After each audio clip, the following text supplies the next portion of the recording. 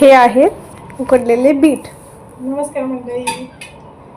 तुमची पण मुलं खात नाही का बीट?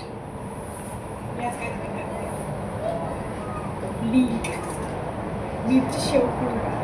चला सगळं रेडीमेड आहे, काय टेन्शन घ्यायची गरज नाही. या पुऱ्या सगळ्यांना माहिती आहे, सगळ्या भेटतात. आमच्या पनवेलच्या मार्केटमध्ये आहेत ना, या पुऱ्या भेटतात, रव्याच्या पुऱ्या. खूप जण घेतात.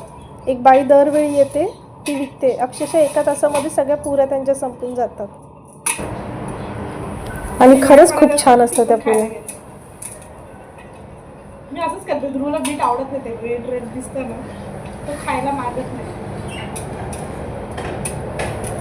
ह्याच्यासाठी आहे ना, मी चिंचेची आपली चटणी तयारच करून ठेवते. चिंच आणि गुळाची चटणी ती रेडीमेड असली ना, बनलेलीच आपली. मीठ आणि कांदा.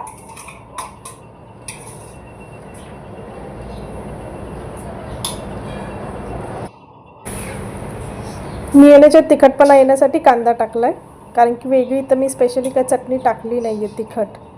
आणि मिरच्या सहसा ध्रुवला नाही जमत, मग कांदा म्हणून टाकलाय.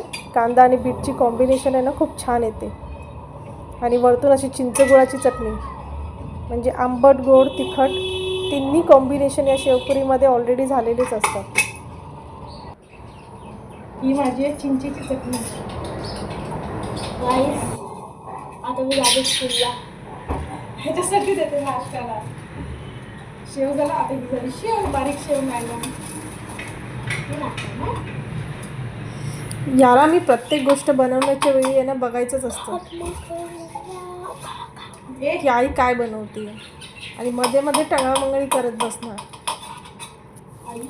आता ह्याला समजलं नाही आहे की ह्याच्यात मी बीट टाकलं आहे. ह्याला काही कल्पनाच नाही आहे याच्याबद्दल.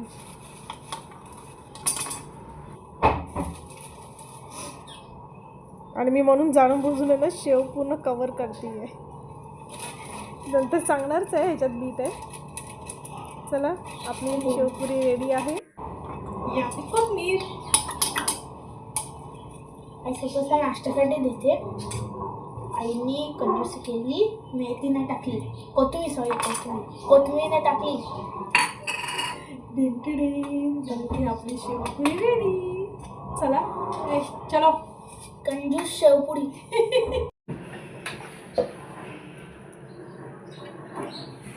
You like bit? का हे खाणार, बीट नाही खाणार?